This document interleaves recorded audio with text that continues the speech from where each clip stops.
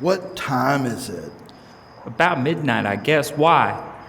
Ozzy's on Behind the Music again, and I wanted to catch it. How many times do you need to see that freaking show? Pale, bloated buffoon? I seen podcasts scarier than him. Shut up, Ozzy's cool.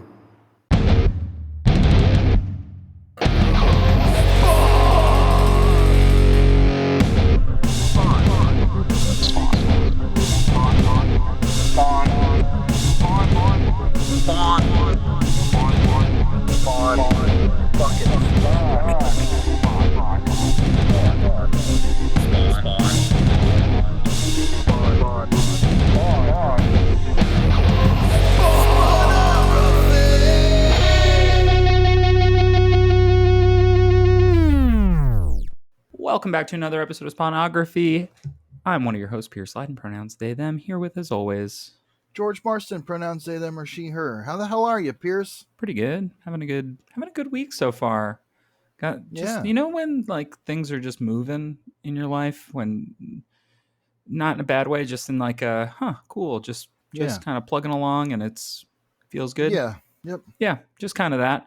Just Cool. like my training for stuff's on track, and Nice. Going to a minor league baseball game this weekend. Bought AFI tickets today. Okay. Have fun with that. I never seen AFI, him. Really? So. I've seen them a bunch of times back in the day. Back when they were good, IMHO. The last time I saw them live was on the Sing the Sorrow tour, and it was pretty awesome. It was an incredibly emotional experience for me because one of my good friends had just died, and we had been listening to that album together pretty shortly before he passed away. He was a committed juggalo. So most are. As we discovered, the juggalos are incredibly Christian. They're down with Jesus as well as the clown. JC. That's right. So I think he's in heaven now. Well, probably clown heaven, which is George Hell, ironically. Well, one thing that's exciting about this episode is we're back to original flavor Spawn. That's true. Summer of Hell Spawn is over. Thanks. Yeah, unfortunately it is. But I had a great time. I actually think it was really fun. We talked at length about our feelings on the whole experience at the end of the last episode where we finished the coverage. So if you want to hear our in-depth opinions, you can go check that out. But I'll just repeat again that I thought it was a really fun diversion and a really cool experiment in the world of Spawn. And I think that it was exactly the kind of thing that you want to exist alongside the main title of a comic like Spawn in particular. I think also it came at the right time for us as a show to just cover something a little bit different. Yeah. Still with the same vibe. Still in the world of Spawn. Still in the world of Spawn, but with a slightly different vibe and a slightly different take on it. It was fun to cover new writers, new artists, and have new things to talk about. It'll be fun to see how that kind of carries back into the way we read the main Spawn title now. Which, as soon as I read these, because I had read ahead previously, so I kind of had an idea of some of the stuff, but then I went into the Summer of Hellspawn and forgot what happens in these issues. And I had to look back, and fortunately, what happened in the issue previous to this, as we'll discuss, and we'll do a recap. Yeah, it's very simple to pick up where we left off before, especially having read Hellspawn. It also, I think, the shout out to Blake Whitlow's Spawn reading order. If you're looking for the order of how you should read these books, I haven't shouted them out in a minute, but definitely Google it. Resource. It's an excellent resource and one that we use, and it makes so much sense that series kind of slots in here. Mm-hmm. And it was, but at the same time, it was really nice to get back to Brian Holguin and the regular team, pretty much, with Angel Medina still very much coming into his own. And I think doing a pretty good job this issue. Maybe some of the best that we've seen of his yet. Yeah. How's your week? It's been up and down. I'm doing okay. Yesterday I was a little under the weather. I got to write about King of the Hill again for most of the day today. The coverage that we do of that for the site that I work for, whose views are not represented in this podcast, except for the specific ones like this where it reflects what I wrote. Got it. I was wondering that. Which is that there's some great episodes of the new season of King of the Hill. Cool. Yeah, I haven't dug into it yet. I'm going to. Oh, I guess by the time this comes out, I will have watched it all, I hope. Yeah. Honestly, it took me an episode or two, but by the time I was finished with the season, I was like, okay, we're back. We're I've seen back. like a couple of clips on like TikTok or whatever. So I feel like I'm a little bit primed, and I'm like curious now to be like, am I going to like this as much as I like the old episodes? But I think I will. The old King of the Hill is, I don't know if I've said this here before, but it's basically my favorite show ever. Like, it's high up there. I've seen it all so many times. I've already seen the whole new season 2.5 times. So amazing. Yeah. Cool. Well, I think we should just get into this. We have a big arc. So this is a pretty big arc. It's 7 issues. It's like a 7-parter. Yeah. These are pretty breezy, I think. Yeah. And we'll get into it. But I'm excited. I don't know if it's just the shift from Bendis and Steve Niles and their sort of vibes horror comics thing back to a more standard Spawn. Yeah. Or it's just that like Holguin and McFarlane seem to really be wanting to like play the hits a little bit more here. We do see some synergies with Hellspawn. Yeah. Oh, absolutely. And we'll get into those. So anyway. Well, without further ado, Pierce, hit me with the credits. Hell yeah. This will be Spawn number 107. Wow. The Kingdom, Part 1. Plot by Brian Holguin and Todd McFarlane. Story by Brian Holguin. Pencils by Angel Medina. Inks by Danny Miki, Victor Olazaba, Alan Martinez, and Crime Lab Studios. Wow. Lettering by Tom Warzakowski. Colors by Brian Haberlin, Dan Kemp, and Haberlin Studios. Cover by Greg Capullo. Dedicated to Mark Andreyko. Oh, okay. Mark Andreyko, great artist. Did a long run of Manhunter, I believe. Or is he I'm sorry. He's a writer. Mark Andreyko may be a writer. I'm sorry. I was confusing writer and artist. Yes. Mark Andreyko wrote a long run of Hellspawn. Long run of Manhunter that had like a couple volumes and some other stuff too. I think that's the big one that was like his breakthrough thing. I think the other big thing was Torso with Brian Michael Bendis. Right. Which I guess would be a little bit relevant here. Interesting story. It's about the Cleveland Torso murders, which are a series of unsolved murders where human torsos were found by railroad tracks. Is that a headless body found in topless bar? Could be. That's that famous headline. There's a conspiracy theory. Conspiracy theory is not the right word. A true crime enthusiast theory, let's say, that is incredibly improbable, if not impossible, that the Cleveland Torso murderer was also the person who killed Elizabeth Short, the Black Dahlia. But that is essentially not a possible thing to be. We can move on from this, or I could talk about it for 40 years. I'm speaking of other headlines. Today, a headline that I saw the Post had with Zora Mamdani and Elizabeth Warren on it was African American meets Native American.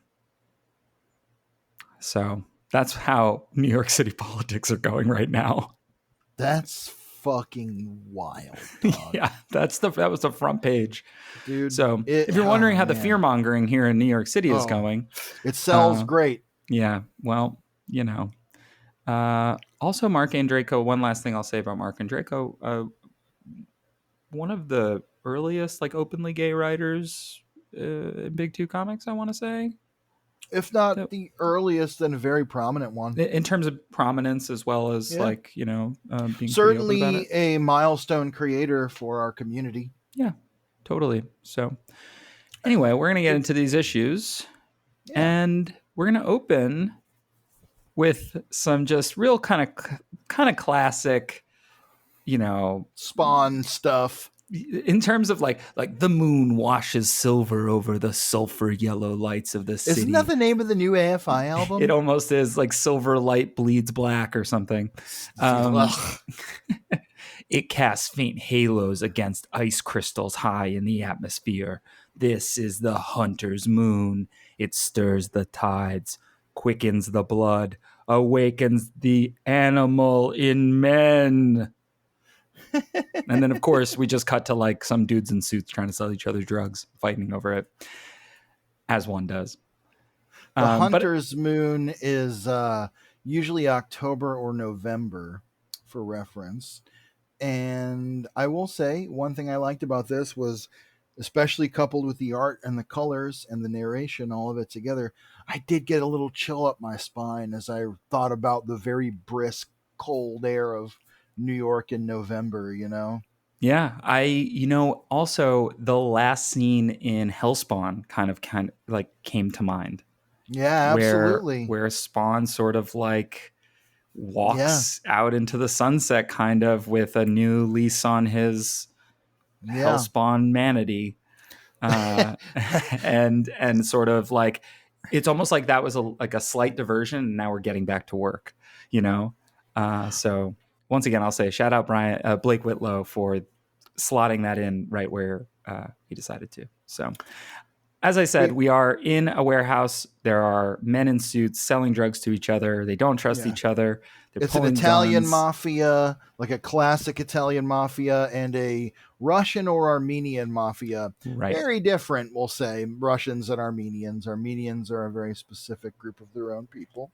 Uh, but yeah, the Armenians are kind of not necessarily mocking, but being a little bit flippant to the Italian Mm-hmm. mafia. They're kind of like they're like, we know that we see TV, good follows, bada bing, the big pussy, which is of course Big Pussy from Sopranos, Yeah. which would have been kind of just kicking off in its popularity within the last around this. It'd be like, yeah, when did I it believe start? this 99 or is 2000? I think 2000, and this is 2001. So So yeah, it'd be like in its rise of popularity for yeah. sure. But yeah, they're kind of in a standoff with their guns out, and they're arguing over whether it's a free country or who the country belongs to, like two groups of idiots tend to do, and who should show up but Spawn. He's the one of the mafiosos says, "This is our city."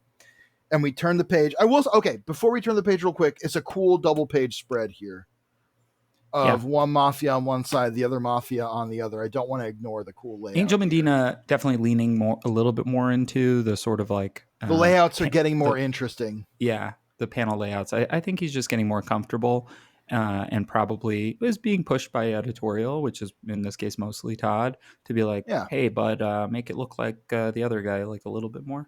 Yeah. Which And also also too, was a like, little bit like what Todd did.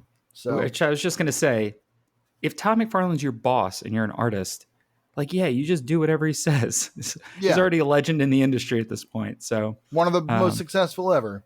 So, yeah, yeah, one of the mafiosos says, "This is our city." And Spawn says, "No, this is my city." And we get a pretty badass classic Spawn page. One big boot looking great, cape all kind of wrapped around him. It's a very Batman kind of moment, which is a running theme in these issues. yep.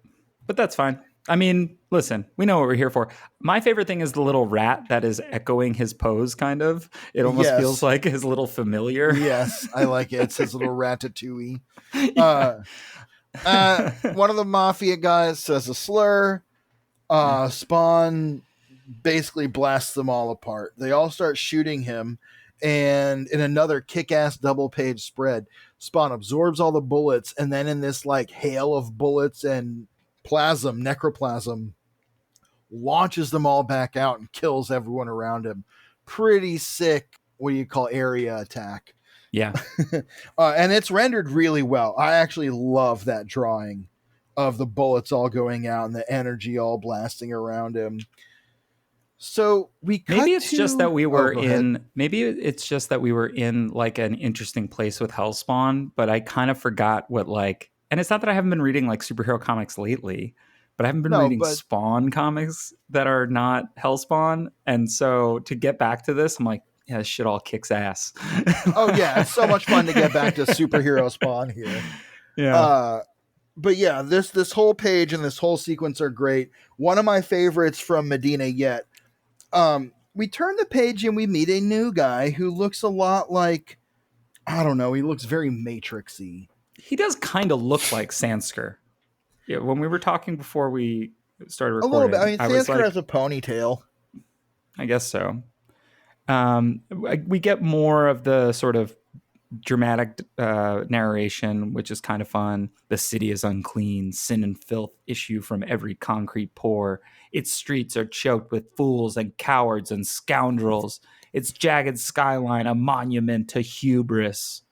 But there shall come a reckoning when the skies rain vengeance and the blood of the wicked flows for the glory of the kingdom. And then we get a close up of his Oakleys. It is a very Taxi Driver. Someday a real rain will come and wash all this scum off the streets. Speaking of AFI, in the song Prayer Position, they say, they'll bring the real rain and all that's wasted wash away. I used to be such an AFI super fan when I was in like high school. I had the Davy Lock for such a long time, like especially in like later high school. I had dyed it like red and it was like down my face. There's probably pictures somewhere. I was like a fucking idiot. And when I got arrested as an 18-year-old for something stupid, non-harmful, trespassing, I was in jail for like a night, and they called me, my hair had faded and they were like making fun of it. And so if you ever go to jail, don't be different at all. Or like the store or like anywhere in America right now. That's our first recommendation of the episode. Don't be different. Don't be different. You're gonna not at all live in America. Not, especially not from two people who announced their atypical pronouns at the start of the show.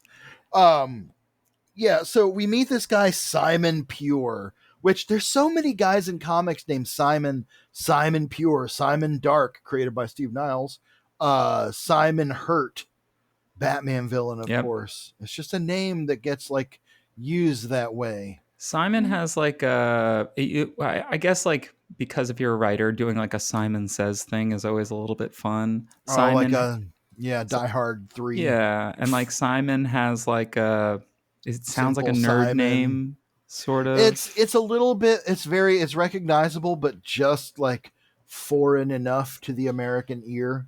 Yeah. So Simon. It's just saying. It's all connected. We follow Simon into a bar where some of the patrons are arguing with a bartender about spitting in the pretzel dish, which like while like they don't picking his nose, just open pretzel dishes post COVID. This place where I used to go used to have big bowls of jelly beans. I gotta say, this panel with all the guys kind of lined up at the bar is such. I looked at it and I was like, "Is this not a Capullo page?" I know. I'm so He's curious. Really getting those foreground details. I think that's not even that.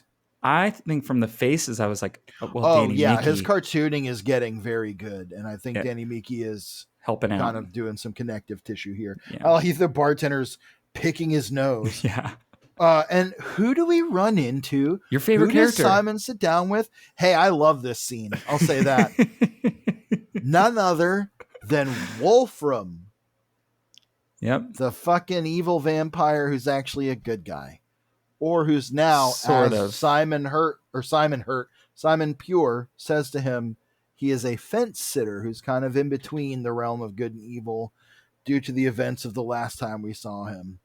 And here, Simon confronts him with that, and he says, he calls him a beast. He says, you are out for your own appetites. You have no code. Wolfram says, the hell with your code. Things have changed, boyo. Different game now, or haven't you heard? Simon says, the stakes may have changed, but the game's still different. Wolfram says, Wolfram says, all this is going to blow up in your face. Simon says, is it? And Wolfram says it is. And when it does, I'm going to have myself quite a laugh. And then what should happen? But Simon pulls out his deadly knife and his vorpal blade goes snicker snack. And he says, sorry, Wolfram, I'm afraid that's not going to happen.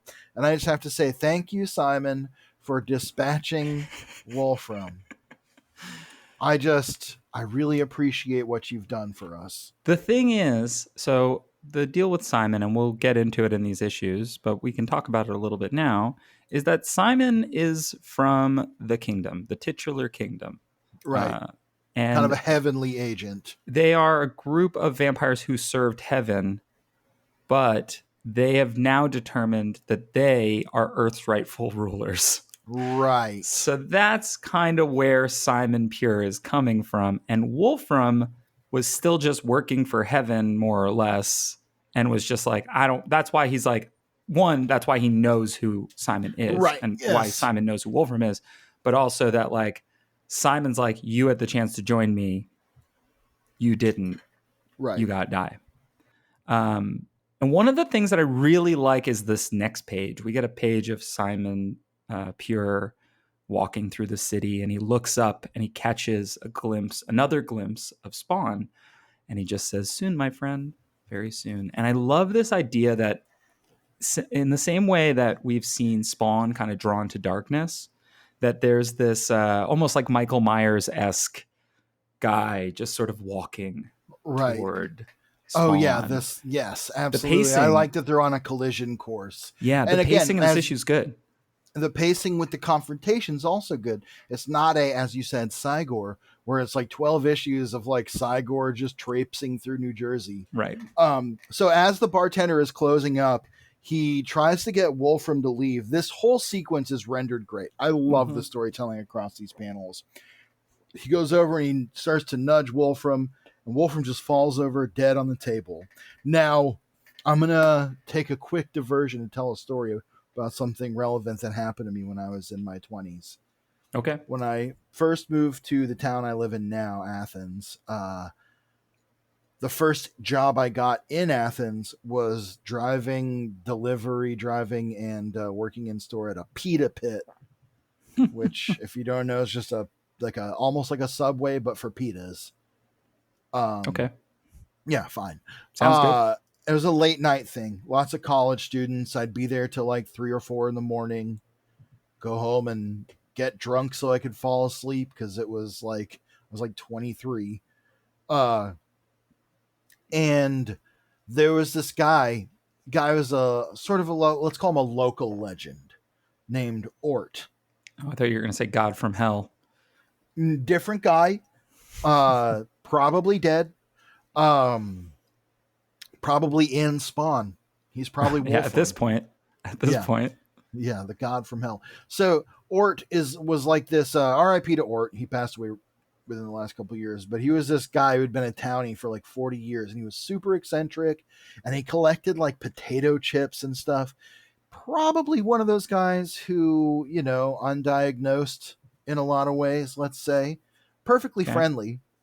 But he would go out and get drunk as fuck with college students and get kicked out of bars for like embarrassing himself because he'd be so drunk. And then he'd stumble into Pita Pit and order a plain tuna pita. So just a pita stuffed with dry tuna fish. Yep. Dry tuna fish? No mayo, nothing. Because for whatever reason, there was no tuna salad. It was just tuna. All right. I hate that. Yeah, I hate it too. I have a question. Uh-huh. Would you warm up the pita? Sometimes you'd grill them, Right. but there's nothing like a warm pita. The food would be grilled and then put in the pita, so the pita would kind of warm up from the hot food. Sure. And sometimes they were pretty good. I could tell a bunch of wild stories about this place, but I'm going to finish this one. My roommate, who I still live with, also worked there with me. And one time he had to testify against a UGA police officer who got fucking hammered and went in there and ripped the sink off the wall in the bathroom and like fucking trashed the place just on a fucking bender. Anyway, Ort came in at about 2 a.m. right before we were going to close, probably like 1:30 because we closed at 2 a.m. And he ordered his usual thing, and he sat down on this table by the door, and he was just sitting there eating his pita in silence, okay? And so time came to close up. It was about 2 a.m. And we were like, oh, Ort's still here. He's eating his pita. We'll make him leave in a minute. The manager on duty was this woman named Scout. And Scout came into the back where I was like washing dishes and was like, I think Ort is dead. And I walked out, and sure enough, he was slumped over just like Wolfram, holding his fucking PETA. So I took the broom and dustpan and kind of like walked over by him and started sweeping near him. And then I kind of like nudged his foot with the broom. And he goes, I wasn't asleep. I was thinking about freight trains and songs from the 70s. And then he just got up and walked out and left his PETA there. Well, shout out to Ort. I hope he's okay now. He's dead. I mean, he is dead now, not then. I said R.I.P. Oh, he was like in his 70s at this point, so he certainly didn't need to be going out getting hammered with fucking college students anymore. Or maybe he did. Maybe so.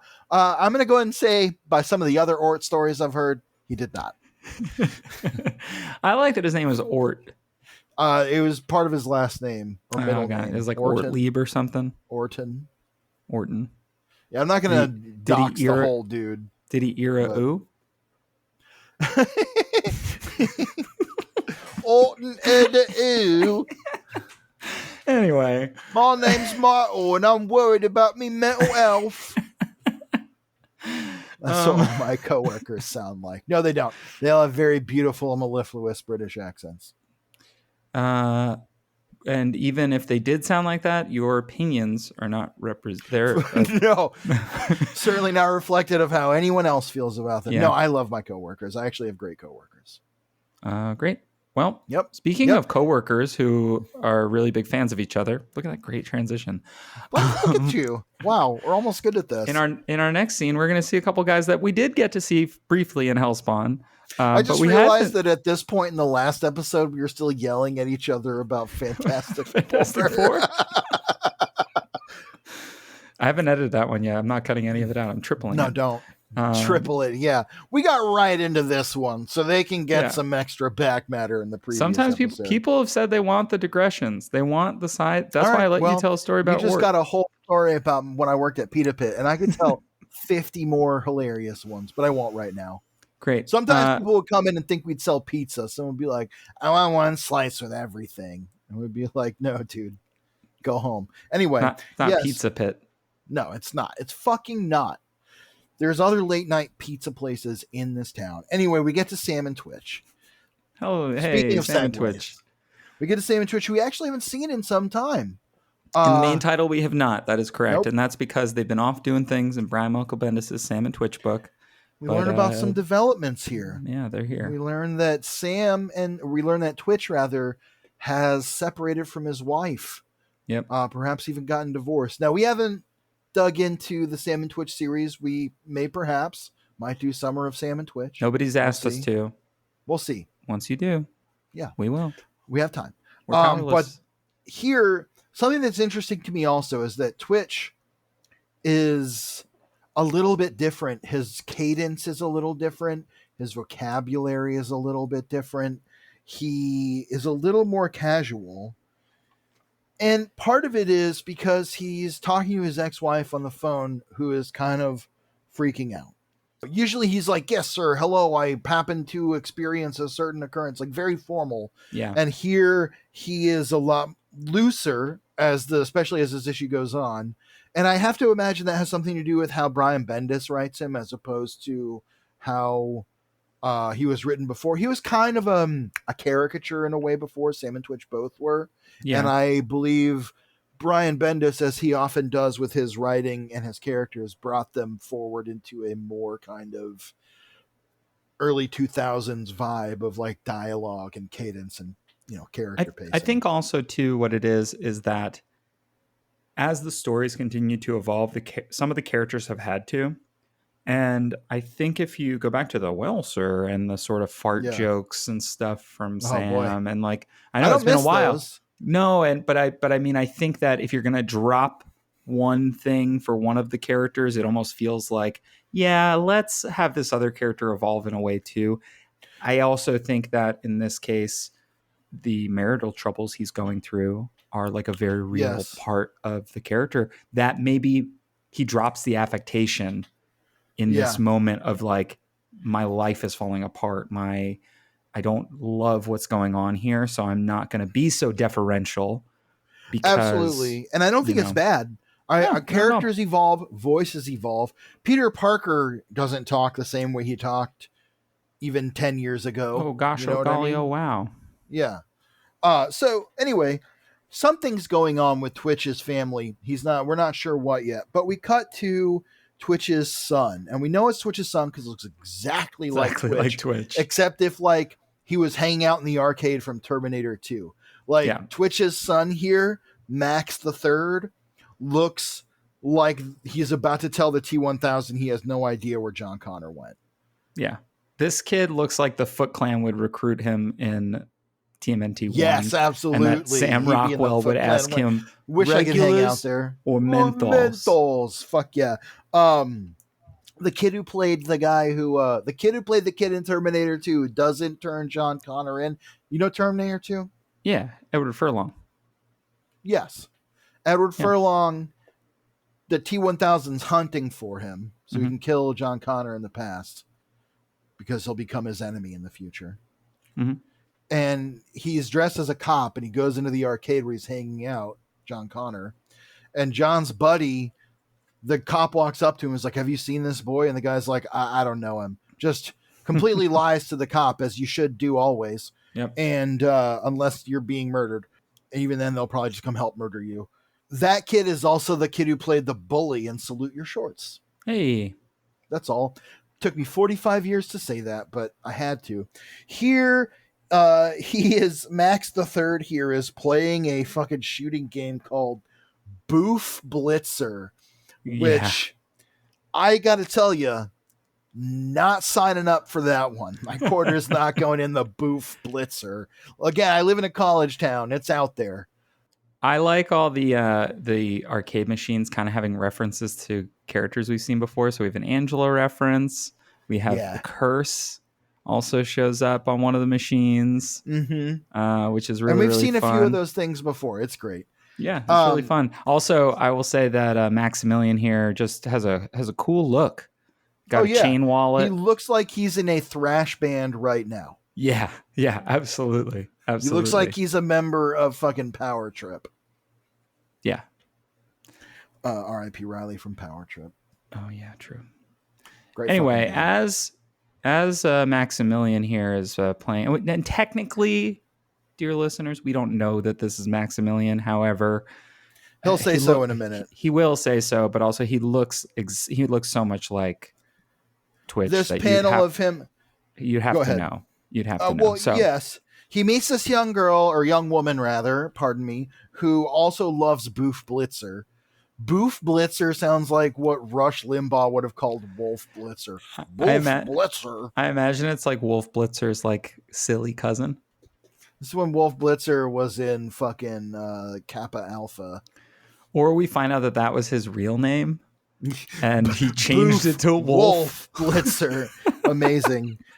So yes, Maximilian, he meets this young woman who is into Boof Blitzer. Boof Blitzer, not a new band name for us. And in the panel where he's coming face to face with her, he looks exactly like Twitch. Yeah. Like exactly, except without the mustache. Yeah. So it's obvious. Anyway, she is telling him, sorry that I ended your game. Sorry I got you killed. And he says, oh, well, it was kind of worth it, because he's meeting her, this young lady who's very beautiful. She offers him a cigarette and he says, no, my body's a temple. Or rather, I'm sorry. He offers her a cigarette and she says, no, my body is a temple. And he says, I'm trying to quit myself. He explains to her that he quit school. She says she's emancipated from her parents. He says he just left home because his parents split up. They're kind of hanging out. And he explains that they got divorced, Twitch and his wife guy Twitch, unfortunately, because he was never around. He was tied to his job. And as Max points out here, sadly now she never lets us see him. She explains he's a cop. We cut back to Twitch, and here's where he's even more casual than we've seen before. Like, here's where he kind of opens up a lot. I don't mind it. I like it. It's fine. He's still the same character. He's still the straight man in a way.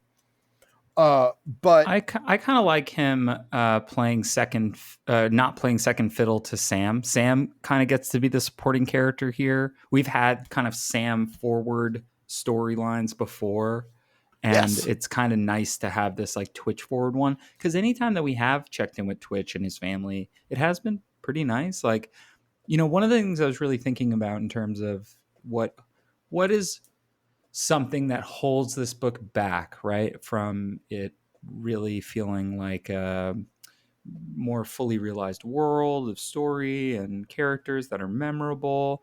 And I was like, oh, maybe it's that it doesn't really have these like too many characters are somebody, so that you don't have these like interesting like little check-ins. And this arc so far proves me so wrong. This stuff is here if you want to engage with it. It is maybe the villains are not exactly where they need to be or should be after 100 issues, but uh, I'm having like such a great time with these like little vignettes and side characters. And this, I mean, it's a soap opera, right? Like at its best, I think superhero comics are all kind of soap operas, and it's fun to get the layered approach, to see a more layered approach outside of like vampires and heaven and hell and this and Right. whatever. And to that We've point, missed that human element a little bit. totally, I think it helps ground. As especially Spawn has moved away from his humanity, and also like we're not going to get a check in with Wanda and Terry in these issues. But like we need something to ground us, otherwise it's just like a whole bunch of like, crazy nonsense, Yeah. and that's never been what the book was. Right. And So we've missed a little bit of that. There was a lot of quote unquote human element in Hellspawn, but it was a lot bleaker and more yeah, cynical. And I don't say that as a criticism. I liked that as a side piece to this, but this, it's kind of back to that again, more kind of super heroic, a little brighter. And as we see, Sam is kind of giving Twitch a pep talk, and he watches in sort of kind of hope, I guess you'd say, as Sam kind of reunites with his wife. They argue a little bit, and then she starts crying. We're not really seeing what they're saying. We're seeing this from Sam's point of view inside the car. yeah, They argue a little bit, and then they embrace. And when they embrace, Sam kind of looks away, I guess, giving them their private moment. yeah. I think it's the depth a little bit of storytelling, especially Oh, because yeah. right before that, Sam is not commiserating with his friend. He's kind of just giving him, like, yeah, It's sucks. Oh, like, yeah, wow. sucks, women, And Twitch is getting frustrated by that. And he's like, don't you say anything else? And Yeah. he's like, He's like, you're a real sage. You're the Buddha of the five boroughs. yeah. Kind of And roasts him. I think that's kind of funny. They're two of my favorite characters in all of this. Oh, yeah. I love them so much. I think they're two of everybody's favorite characters, and there's yeah. a reason why. Like, And they're just really well written a lot of the time and interesting, even when yeah. they have their foibles. Yeah, absolutely. And we're gonna cut back to young Twitch, and him and this girl they're just kind of messing around, like joking about being in the Olympics for Yeah, gymnastics and she's like stuff. balancing on a stoop. Yeah, Uh, and he asks if she's afraid of growing up, of if she's afraid that like once you get older, that like things are just gonna get worse and you'll be miserable and you'll just get a job and then you make your and I think that this like my parents are together, but this feels similar to folks that I know whose parents have been divorced or who have uh, been separated. I That like mean, my you start to parents were wonder like divorced.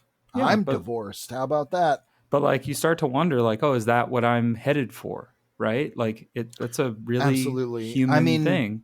I have friends, we have close friends who have had those conversations with us. I know people in our own lives Yeah. that we've had those conversations with, I'm sure. So it is a very relatable thing. And it is a very relatable feeling as someone who my parents got divorced when I was 4 years old. And my dad was in and out of my life for a long time. Uh, it is very easy, especially as you get older and start to form adult relationships, to have a fear of this exact kind of thing of like, am I going to grow up and be exactly like the worst parts of Yeah. my parents? Am I gonna have And kids and fuck them up too? Am I gonna make all right. the same mistakes? Yeah. Yeah. So it's very relatable. Here she is kind of relating to him. He gets a little sappy and emotional, and she kind of is like, yeah, I don't know. Doesn't really blow him off, but doesn't exactly. It's almost like Sam with his father. Yeah. Sam with Max's father, where she's kind of like, yeah, sure. But she's about to head out. He says, I don't go anywhere. I don't have a home. She says, I don't either. And he says, you know how long we've been talking? And she says, all day, I guess. With the moon in the background, which is great. Yep. She says, you know, we've been chatting all this time and I haven't even told you my name. She says, I'm Dawn. And he says, Maximilian Williams the Fourth. Maximilian Williams. It's kind of fun. Hamilton Burger Ergler. Which is the hamburger's real name. Really? Hamilton B. Ergler. Oh. Hamilton Burger Ergler. Hamilton Burger Ergler. Nope. Sounds like something the Sanderson sisters would be like chanting. Oh, yeah, absolutely. Yeah. And he says, you can call me Max, and they smile at each other. He's a little nervous. I like it. It's fun. There's like a very teenage meet cute here. He even says earlier, he's like, oh, sorry to get all Dawson's Creek on you, you know? Like, it's very of its like moment. But like, I think again, in a relatable way again. Yeah, I think again, like having a little bit of a human moment.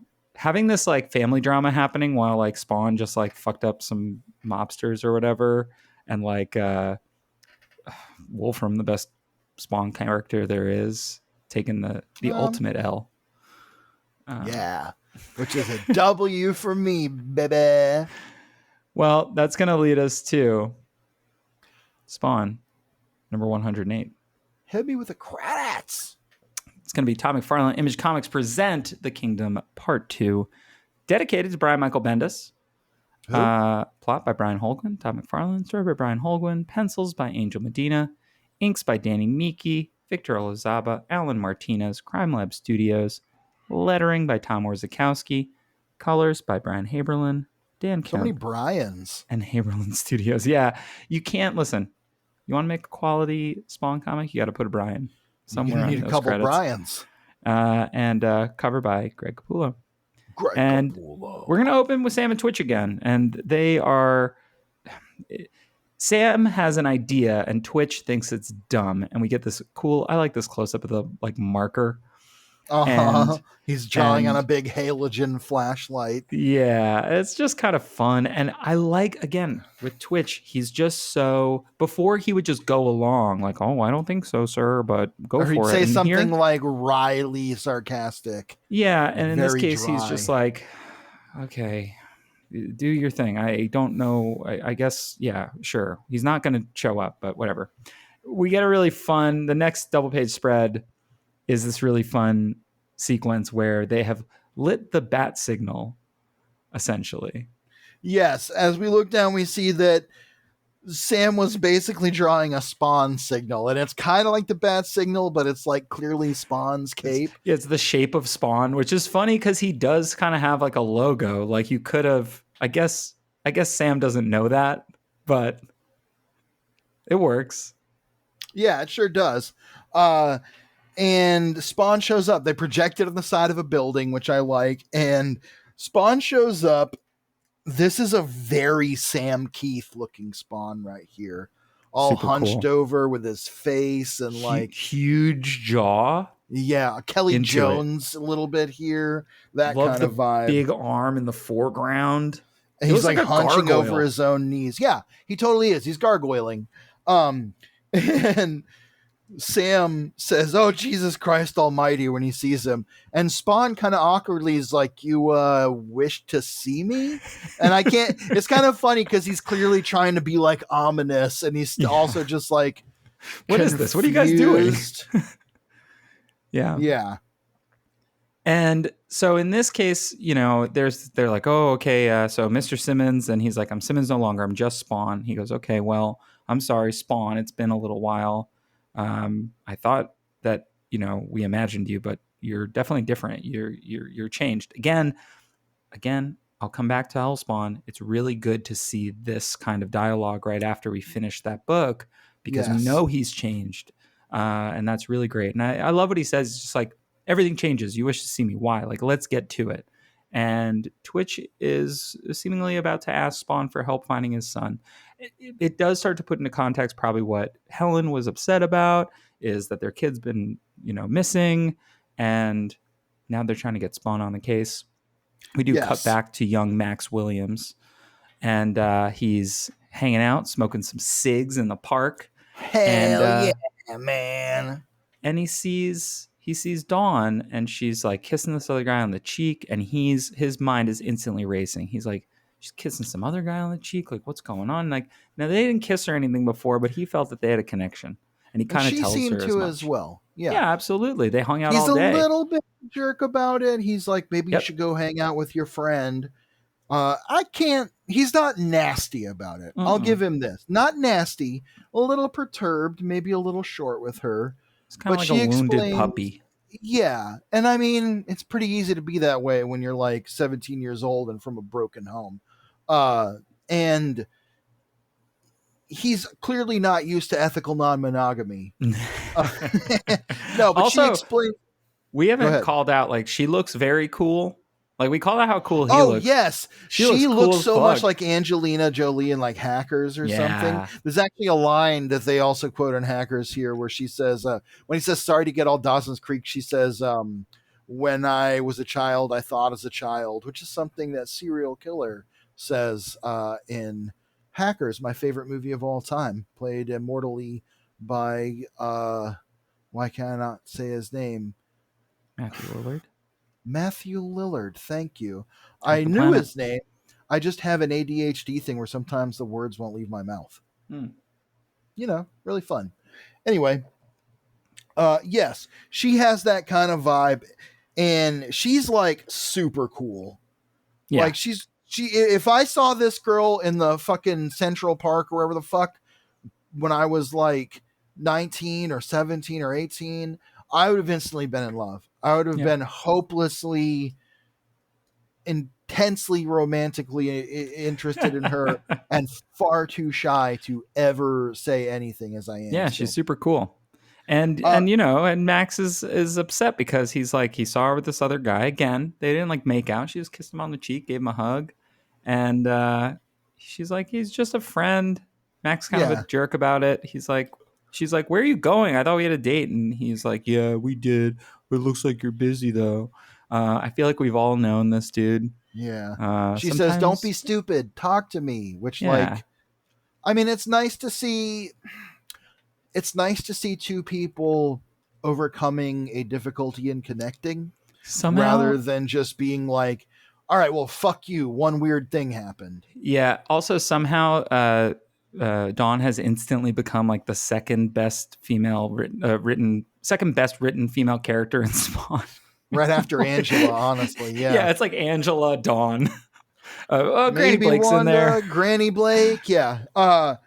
So she kind of like teases him a little bit, and he says, okay, I guess I overreacted. And she says, come on, I got something I want to show you. She leads him off by the hand. Here we see Spawn crouching on a gargoyle. It's kind of interesting. His powers are being heightened now. His power to like sense evil and trouble in the city. It says Spawn gazes into the night. His awareness bleeds out through the shadows. It bends around corners, slips under doors, watching, listening. Pain, suffering, hate, it all echoes off the city walls, drifts through him. Loss, despair, rage, and something else he can't define. A faint blur on the edge of his vision. Something hidden from him. Something deadly. Spawn gazes into the night, and the night gazes back. And through that whole like 2-page little monologue there, it is this sequence of like different shots of people around the city, presumably all the things that Spawn is sensing as he's kind of reaching out into the darkness and feeling like using his heightened magical senses, trying to find Max. There's also there's a sequence in here, the panels where it says like something's hidden from him, and we get this like silhouette of him against the windows of the buildings of New York City. Yes. Such a, Spider-Man's such a part of what Spawn is. It very much Mike looks Zeck, like the web of Spider-Man. No, Peter Parker, Spectacular Spider-Man 101. That's what it is. You're exactly right. That's what it is. Incredible cover. So good. One of my favorites. And I looked it up. That's why I knew. I didn't just know that off the top of my head. I was thinking of Web of Spider-Man 1, which is slightly different. Yeah, but also a great cover. But great cover. Yeah, I believe it also just by has Mike this vibe. Zeck, I think. Yeah, no, yeah, 100%. But yeah, So I love this. I love the sequence. I love It's one of Holguin those getting like there's 1,000 stories in the Naked City kind of things. I think as much as Medina is actually really killing it, and it's hard to tell whether or not it's the inkers pushing the art style. I have to say the fact that there's multiple inkers makes me think that Medina's really holding his own here and kind of holding it together. I agree. And it also could be like Danny Miki's like studio kind of stuff. I mean, it's Crime Lab could Studios. Be Miki's, yeah. I mean, it could be Miki doing the characters, other people doing the backgrounds. That's how often it's done when there's multiple inkers. Anyway, we kind of cut to our old pals Ab and Zab, the satanic Bill and Ted who have been haunting Earth since they came to watch the summoning of Urizen and kind of play amongst the mortals in the end of the world. Did we know if they died? I don't think so. No, they just sort of disappear, right? Or they walk off and did Angela fucked with them, right? Yeah. Angela ties them up, and then we never really know what happens after that. Yeah, I think you're right. Or we're they're not something. dead. But no, they're not dead. They're still here on Earth. Whether they were sent away and came back or not, they're still on Earth, and they are taunting a whole crowd of mortals. Ab or Zab, I can't remember which. The blonde, Alex Wintery looking one, the Beavis, if you will, to the butthead of he's Ab of Zab. Ab is kind of preaching like a street preacher. He's talking about I'm talking about someone who won't judge you for your ambitions. What about, people, it's easy to love you when you're at your best, but who will love you at your worst kind of thing. And all these people are gathered around kind of like listening to him.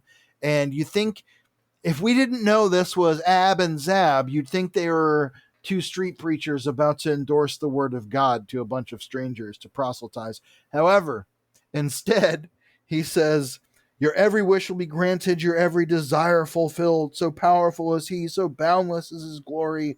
Of course, I'm talking about our dear Lord, Satan. And there's this great panel of like Satan, like as a word effect with Zab or Ab inside of it, and the people are all like, oh, and run away. And he's like, all right, go ahead and run if you must, but remember, children, Satan loves you, which is like some edgy shit I would have done when I was like 17 or something, or 38 or 43 or whatever age. But we also see that through all of this, they've been basically stealing from these people. Yes, kind of using the opportunity to pickpocket them and stuff. Yeah. I think this is just so fun because despite the fact that like the throne of hell is open and these guys are minor demons, they still have to like do something. They got to find something to do. Fun. These are like two little chaos gremlins, basically. And this is kind of what I meant about they're just being side characters that we get to check in with for like a little while. Like maybe the key to a really memorable and cool Spawn story is that you just give us a little bit of everything, live in the world a little bit. And also one thing, and we've talked about this before, but I'll bring it up again, is not having brooding Spawn just like, who am I? What is this? Is so refreshing. He's already had that arc so many times, and also things have been pretty clearly laid out for him after Hellspawn. So now with that context of that book, it really reframes the, and he's very more self-assured. Yeah, coming back now and looking at this, I really feel that development, which is nice because technically that was happening alongside this comic. It wasn't actually in between. Right. But I like that we can read them together and see this coalescence of who Spawn is. Speaking of who Spawn is, there's a guy who hates him, and his name is Simon Pure. And here he ambushes Spawn, who is just kind of perching on a building doing his like dark senses thing. Simon tries to get the jump on him with his katana, and Spawn instinctively whips out with his chains and knocks him to the ground. And Simon Hurt is thinking, pathetic thing, a walking collection of memories that thinks it has a purpose.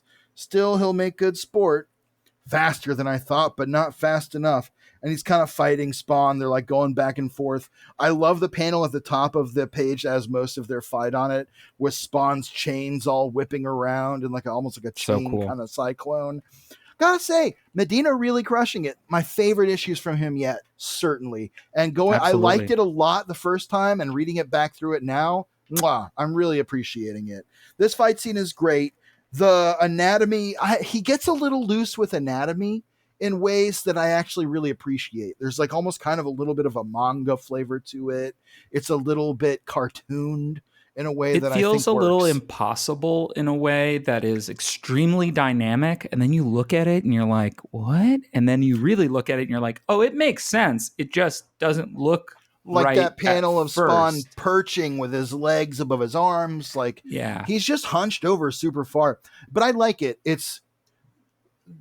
Spider-Man is the same way. Great Spider-Man artists and a lot of cool ones, Todd himself in particular, will draw these very acrobatic kind of out of this world Spider-Man poses.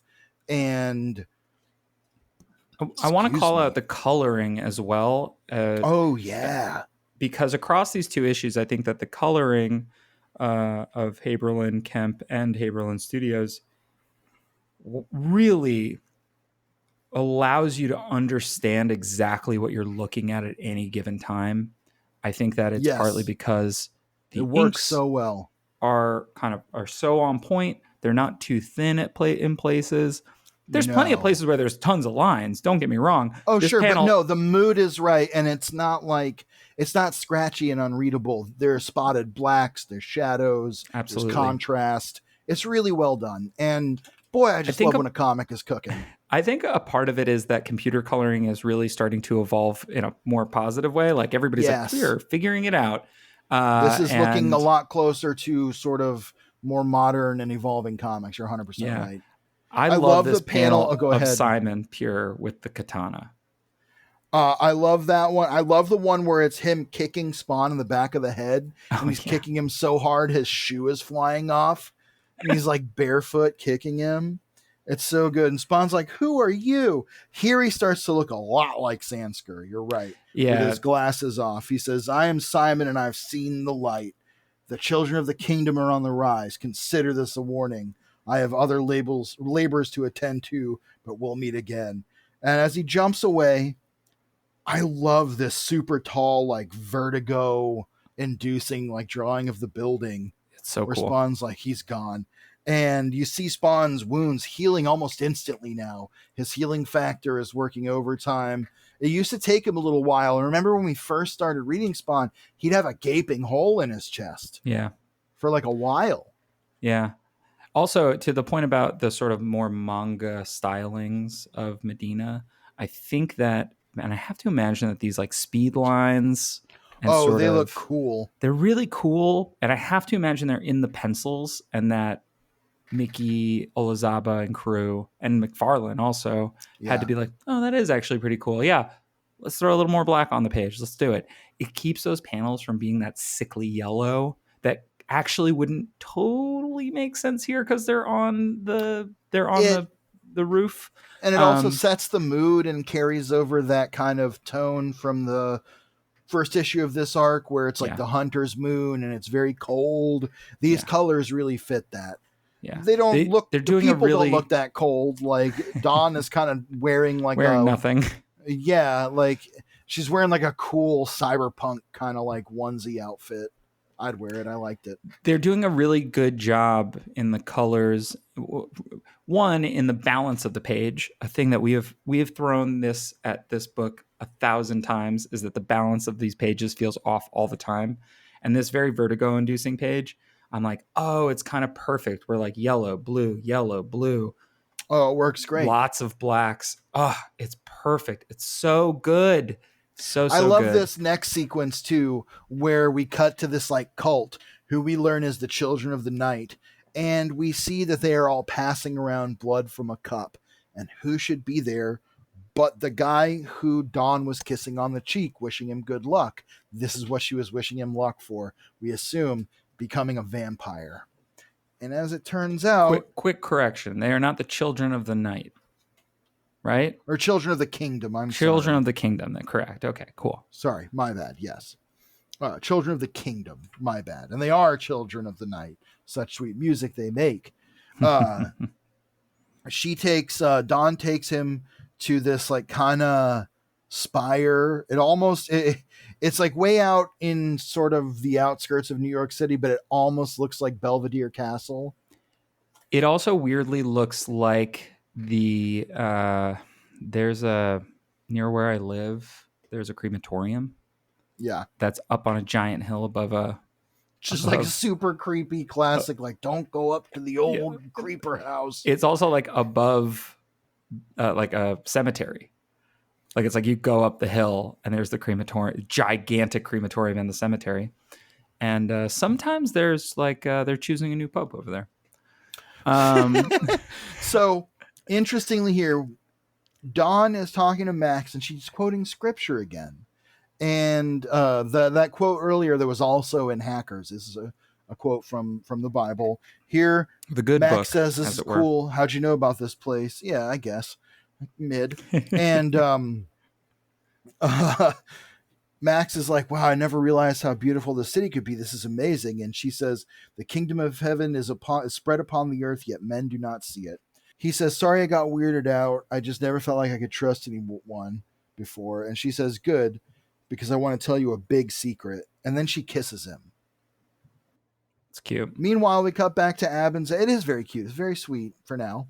We cut back to Ab and Zab, and they're kind of talking about the money they raked in. I love the posters here. There's Britney Spears, and it's a knee with a Union Jack and a spear through it. Britney Spears. It's like a rebus. And there's like a clown was here, a Sex Pistols thing. It's great. Oh, we got Reek. Is that what that? No, Freak. It says Freak. Yep. I love the close up of the like cockroach skittering off in the distance on that page. So cool. The sort of layers that Capullo and McFarlane were always playing with really feel like they're back. Oh, yes. Also, because I called the Bible the good book, I went to go look up what score it has on Goodreads, and 4.4. So, not that good. What's the scale? 5 out of 5? Yeah. Oh, okay. Well, you'd think it would be a 5 if people really liked it. I think it's hard to read and boring. How about this that? 1-star review says Hail God's Satan. this Ab and Zab would love you. Yeah. This 1-star review says God's first foray into the world of literature has made quite a splash. God's first foray into the world of literature. My man needs to hear about the Epic of Gilgamesh. People the world over are talking about this book or a series of books if you want to get pedantic, and for good reason. It makes some grandiose claims. It purports to be the complete authority on almost all areas of human endeavor, aside from how to choose an internet service provider, and even makes threats to the reader. So Jesus is such a weird dude, man. Shout out to Jeff Mentor who wrote that review. The problem is Jesus is like a fucking crazy boyfriend. He's like, prove you love me, and you're like, how? And he's like, drink my blood.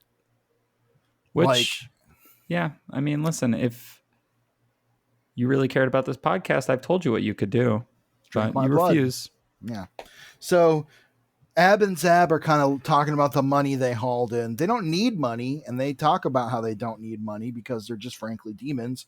But it's fun to fleece people, and they get back to their little hideout, and they're like, wait, did you leave the door open? And who should be in there waiting for them but Mr. Spawn? We cut back to Sam and Twitch. They're having a conversation about believing in God. And Twitch is like, I don't mean some kind of universal soul or collective love force. I mean a real, literal Old Testament God. And Sam says, I guess so.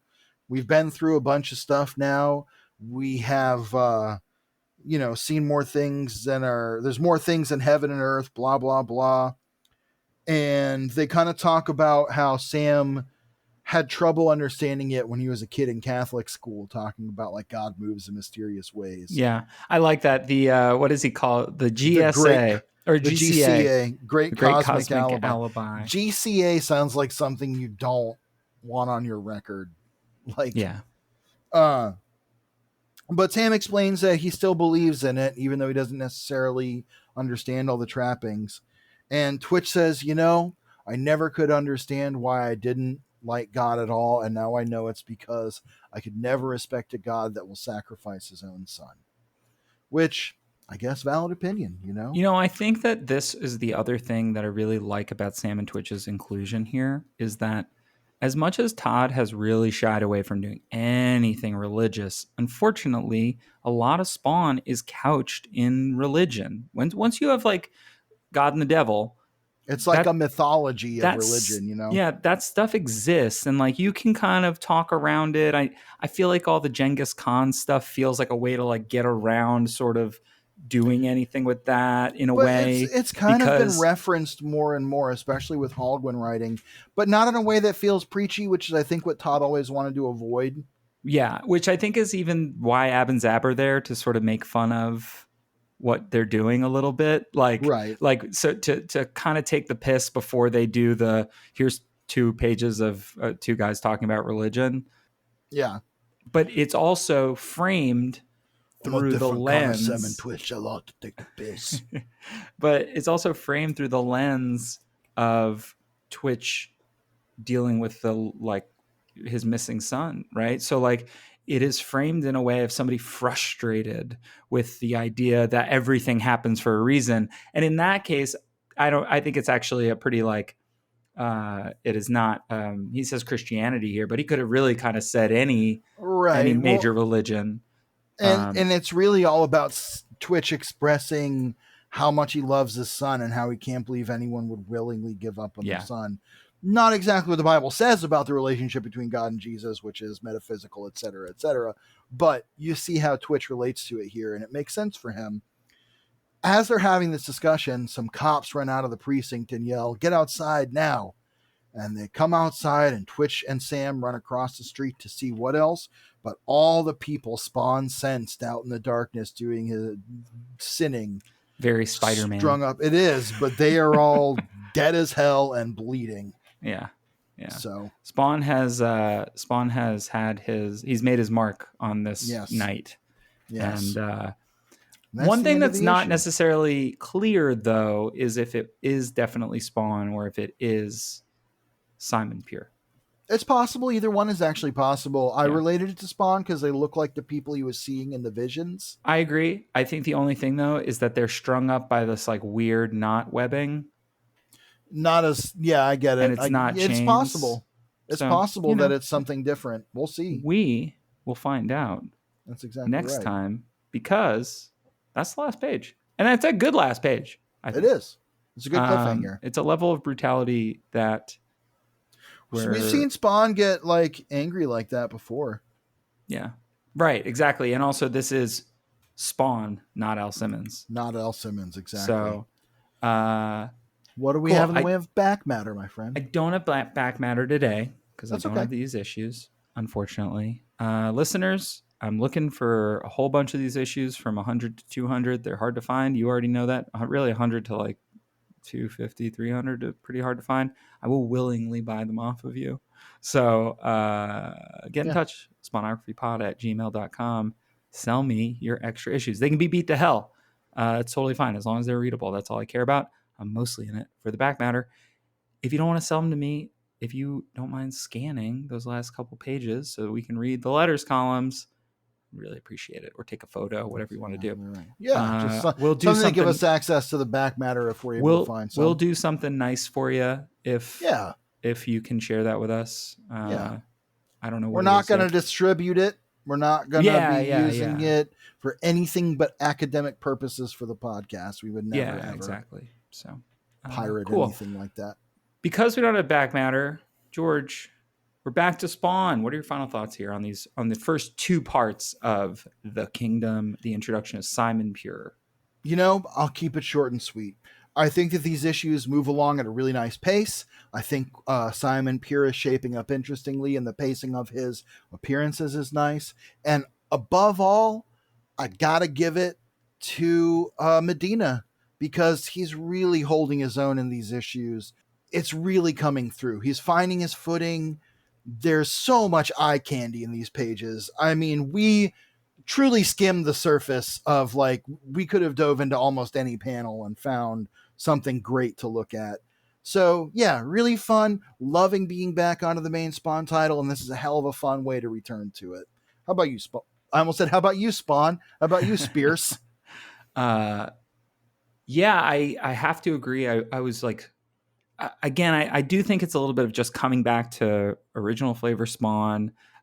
Once we were kind of in artsy fartsy sort of Spawn world for a little while, which is okay. Yeah. I really love Hellspawn, and Hellspawn is a book that I'm excited to recommend to people who don't really dig the superhero kind of version, but do kind of dig a Constantine-esque Hellblazer, kind of thing. Yeah. That said, it is nice to get back to some of these human characters that I really like. These characters who I think right now really represent the heart of the book, because the Wanda Terry Spawn stuff has sort of settled for now. Yeah. I know we already had our check-in with Granny Blake. I know we did see Terry during Hellspawn. It's easy to slot that book in here because it was able to kind of dance between the raindrops of continuity just enough that the resolve that this Spawn shows, and also the power level. I think that that's the other thing that's really important, is that it does feel like Holguin is kind of yes-anding some of the stuff that we ended up seeing in Hellspawn. Hellspawn ends 2 years after this book that we're reading right now. So there's no way that that was completely intentional, but they were having conversations about those books running at the same time, at the time that this comes out. So I'm reinvigorated. I'll say that. I think after Your Reason, I was really excited about that whole lead up. And then we got into sort of no man's land for a little while, and not the Batman story, where we were unsure of the direction. This feels like an arc that's like, here's who Spawn is, here's the other characters. We understand that we need to give you a little bit of soap opera dramatics with these other characters. I love like checking in on like Twitch's kid being it's an interesting story. We haven't had a lot of that, actually. But then that's tied into the kingdom, and that's tied into tied into Simon. It's working really well. Honestly, I have to hand it to Holguin. I do. I absolutely do. He's really able to juggle those plots. I think it's always been something true of Todd, and he'll be the first person to say this, that everything he writes is a learning experience for him. Everything he writes is something that takes him closer to the writer he wants to be and always has. But having someone who is just focused on writing, who is there to be like, okay, here's the little bits I'm pulling together. We've talked plenty of times about how classic editors and great editors of the 80s did that. Louise Simonson, Annie Nocenti, instrumental in a lot of the great books we love because of their ability to do that. So, yeah, I think this is a great start to our return to classic Spawn. Absolutely. And I couldn't really have it any other way. George, before we go, do you have any recommendations for our listeners? Did I recommend the new King of the Hill season last episode? Yeah, I think we've at least recommended it a couple times. Yeah, we've recommended it a couple times. Let's see. What have I been into lately? You know what? I'm going to recommend some Thin Lizzy. Hell yeah. One of the greatest rock bands of all time. I think maybe one of my favorite Thin Lizzy albums that is bit lesser known is, I think it's Thunder and Lightning. Yeah, Thunder and Lightning is their last studio album with Phil Lynott, the legend. So check out some Thin Lizzy. Cool. I am going to recommend, there's an anime that came out a little while ago. It's like sort of a Pokemon remake. Yeah, kind of a remake. And that, of course, is a remake of Taxi Driver. Yes, it is. But could you imagine? What is Taxi Driver in the Pokemon universe? I would actually maybe love to see it. That sounds really funny. It's wild. I feel like that's actually the plot of one of the Pokemon games. It's like, we have to wipe this filth. Anyway. Yeah, absolutely. Like one of the Team Rockets is like, we must destroy all humanity and become Pokemon or something. Anyway, Megalobox It is a kind of like a boxing anime. Oh, okay. It's pretty cool. It came out in like 2018. There's like 2 seasons. I want to say it's like pretty easy to watch. Might be on like, if you've got Amazon Prime, it's on there for sure. I really loved it. I think it's really cool. It's like sort of a spiritual remake to, what is it called? It's called Pokemon 3. No. It's a spiritual remake of a much older Ashita no Joe, which is a manga that is about like boxing. And so it is this sort of like, which was from like the 60s. So it's this sort of like spiritual successor, tribute, commemoration of Ashita no Joe, updated with like cool music and like, yeah, it's a lot more modern and it's really, really cool. So highly recommend. It's just something I'm diving back into for a project I'm working on. And nice. Great. Yeah, so that's been top of mind. But I think that's it today. We were back to regular Spawn. And for the rest of the year, I think we're back to regular Spawn. As I look at my episode schedule, yeah, pretty much. But of course, as you know, dear listeners, if you send us down a rabbit hole, we'll go there. We'll see what's in there. Yep. Call us Alice in Wonderland because we'll follow the rabbit. Anyway. Who is Alice in Wonderland? Don't worry, we don't have enough time to get into it. I'll get into it next episode. All right, Allison, wherever you are, this goes out to you. Thank you all so much for listening. George, before I go, for God so loved the world, he gave his only begotten Spawn. See you later, Hellspawn. Spawnography!